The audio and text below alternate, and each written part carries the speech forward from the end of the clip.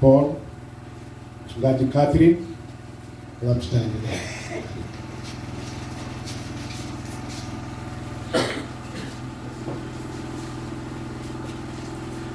Na juu hii ndio sehemu ambayo imetuleta mahali hapa.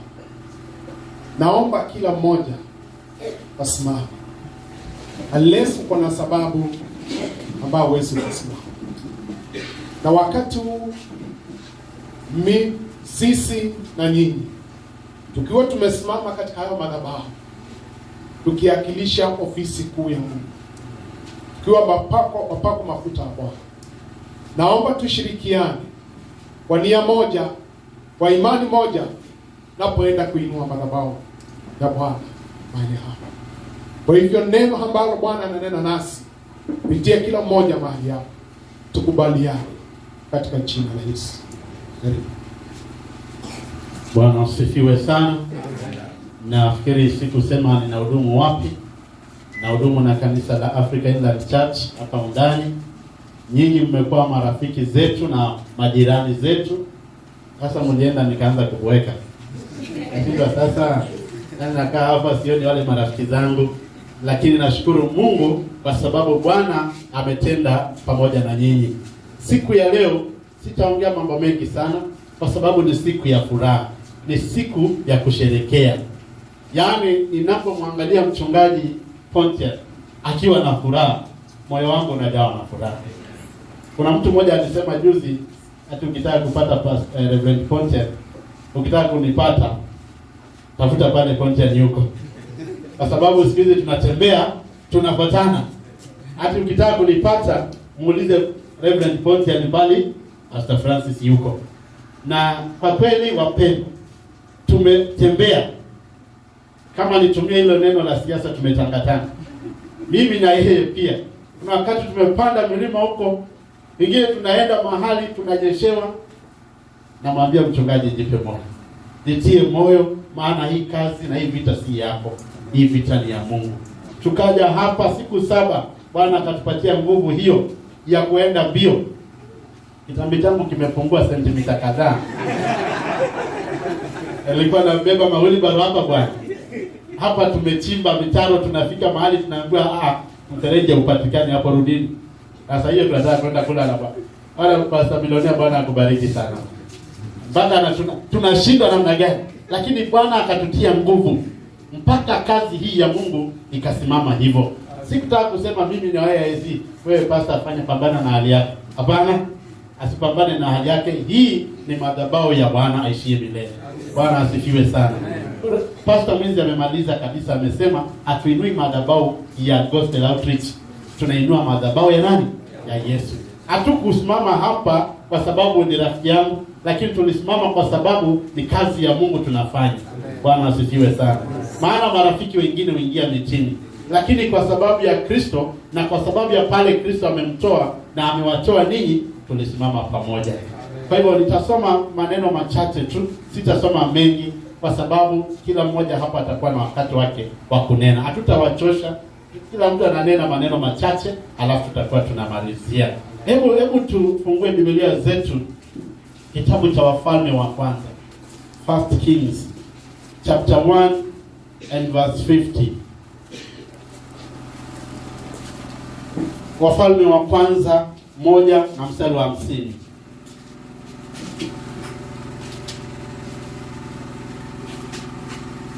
Nataka kuongea kuhusu umuhimu wa madhabahu.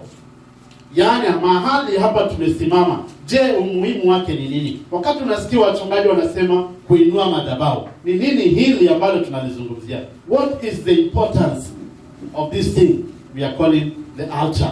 Ni nini? Umuhimu wake nini? Hebu nisome mstari huo na niende mpaka wa 52. Wafalme wa kwanza 1 mstari wa 50 hadi wa 52. Biblia inasema hivi: Adonia naye akaogopa mbele ya Suleimani. Akaondoka akaenda akazishika pembe za madhabahu. Akaambiwa Suleimani kusema, tazama, Adonia amuogopa mfalme Suleimani, kwani tazama amezishika pembe za madhabahu, akisema, mfalme Suleimani na aniapie leo kwamba hataniua mimi mtumwa wake kwa upanga. Mstari wa 52 akasema Suleimani, akionekana kuwa mtu wa kweli, hata unywele mmoja wake hautaanguka chini, lakini uovu ukionekana ndani yake atakufa. Bwana asifiwe sana. Madhabahu ni sehemu ambayo katika Agano la Kale yalitengwa kwa sababu ya kutolea Mungu dhabihu. Yaani makuhani walipeleka dhabihu na kuzichoma juu ya jambo lililotengezwa kwa sababu ya kumtolea Mungu sadaka. Na pale makuhani walipeleka mbuzi, pale makuhani walipeleka njiwa kulingana na kile Mungu alichokiitisha. Walipochoma pale, basi ile harufu nzuri ilimwendea Mungu, naye Mungu akafurahi. Kama wakati wa Nuhu, Biblia inasema Nuhu alipomjengea Mungu madhabahu, akatoa sadaka, na ile sadaka ikapaa juu, ile harufu nzuri ikaenda kwa Mungu, naye Mungu ilipomfikia, Mungu akafurahi, akasema sitaangamiza tena dunia. Yaani ni mahali pa connection kati yetu na Mungu. Bwana Yesu apewe sifa. Hebu angalia kisa hiki hapa kwa dakika mbili. Adonia ama Adonija, mtu huyu ambaye alikuwa anamwogopa mfalme, maana alikuwa anajua kwamba amekosa. Akajua hapa sina budi ya kufa, hivi karibuni ninaweza nikaangamia, kwa sababu jambo lililonifanyia mfalme huenda si jambo zuri. Sasa alijua death was inevitable, and one thing he did, he ran into the house of the Lord. He ran into the karibu na madhabahu ya Mungu, akakimbilia madhabahu. Yaani akaenda pale, akaanguka, akashika pembe ya madhabahu, akasema mfalme aambiwe akitaka kuniua aje hapa, maana hata akija aniue hapa, sitatoka hapo. Alijua siri moja, ya kwamba kuna msamaha kwa madhabahu. Bwana Yesu apewe sifa. Haya madhabahu tunayoinua leo ni madhabahu ya msamaha. Amen. Ya kwamba ukikimbilia hapa, msamaha utapatikana. Wakati wewe uko na shida mpendo, ukipata taabu, badala ya kukimbia kwa mganga wa kienyeji, hata kama hakuna mchungaji, kimbia hapa, shikilia hapa. Ambia Bwana, nataka uniokoe. Bwana asifiwe sana. Maana Adonija alipokimbia pale, alishikilia madhabahu. Kuna mjamaa mwingine anaitwa Joabu pia, chapter 2. Naye pia hivyo akakimbilia, akasema nifie hapa. Kufia katika madhabahu, kimbia hapa, lakini nakuhakikishia utakufa. Hautakufa, maana madhabahu haya yana uwezo wa uhai. Bwana asifiwe sana. Kwa hivyo haya madhabahu tunayoinua siku ya leo ni madhabahu ya connection yako na nani? Na Mungu. This is the connection. Usione kama ni nyumba tu ya mabati. Hapa ni mahala unique ambapo Mungu ameinua kwa sababu yako wewe. Hapa ni mahali pa kuabudu Mungu tena. First, ni mahali pa kupokea msamaha. La pili, ni mahali pa kumwabudu Mungu. Kwa hivyo ibada zote zinakuja hapa ni za kumwabudu Mungu. Hakuna ibada nyingine inastahili kuletwa hapa. Maana hapa ni mahali pa kumwabudu Mungu. You worship the Lord here. Na tunapozungumzia madhabahu, we are speaking about the whole of this house. Mahala pa kumwabudu Mungu. Wewe ukiingia hapa na vituko vyako ambavyo si vya kuinua jina la Mungu, hautaweza kupenya hapa katika jina la Yesu. Maana my house shall be called a house of prayer. Na wewe ukiingia na vituko vyako hapa ili utafue madhabahu haya, haitawezekana katika jina la Yesu. Maana hapa ni mahali pa kumwabudu Bwana. Amen. It's a place to worship the Lord. Hilo ni jambo la pili. La tatu pia ni mahali pa reconciliation. Wakati Adonija alijua anakufa, alishikilia madhabahu ili asikufe, na hata hivyo mfalme akamsamehe. Ukawa na msamaha na ukawa na uelewano. Wakati uko na shida, mahali ya kutoelewana na mtu ama kutoelewana na Mungu, kimbia hapa katika madhabahu. Na ndio mahali madhabahu yamewekwa kwa sababu ya kazi. Come to the altar of the Lord and ask the Lord to reconcile you. Kama familia yako inaangamia, ama amuelewani na mzee wako, ama hata kabla kwenda kwa chifu, kimbia katika madhabahu. Maana hapa ndipo kuna upatanisho. Amen. Sisi wanadamu tutapatanisha, lakini kesho tutachongeana hivi. Nitaenda nyuma nianze kumwambia ati mlipatana. Hapana. Lakini unapoenda katika madhabahu ya Bwana, unapata real reconciliation. Yaani unamwombea mtu, ukitoka hapo anakuuliza unataka tuishi aje sasa? Hebu niambie kuanzia leo unataka tukae namna gani? Mambo yako yanaenda vizuri kwa sababu ya kukaribia madhabahu ya Bwana. Bwana asifiwe sana. Kwa hivyo sio jambo hili, hiyo sio tawi imewekwa hapa tu. There is power in this place. Iko nguvu hapa mahali tumekanyanga wapendwa. Hebu angalia jirani yako mwambie there is power in the altar. There is power in the altar. Ni nini hicho ambacho kinakushinda?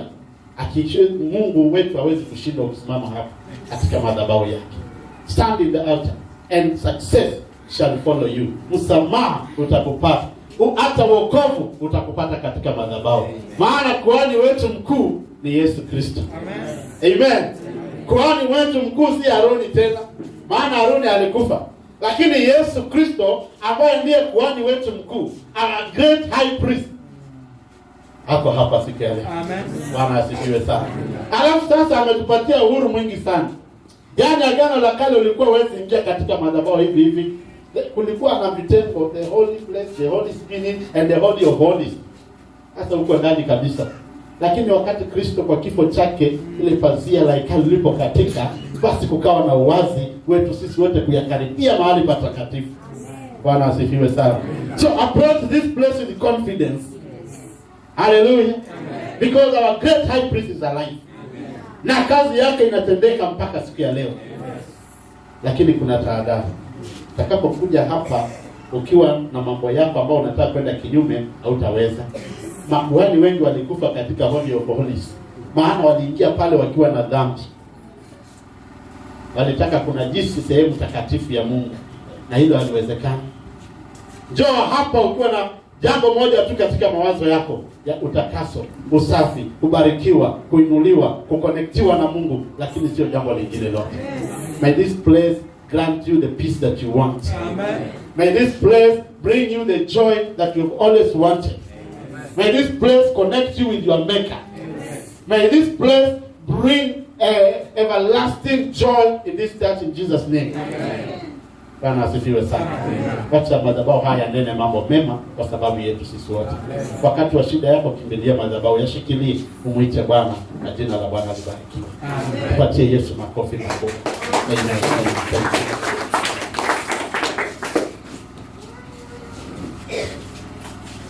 Bwana Yesu asifiwe. Ni kazi na si kazi.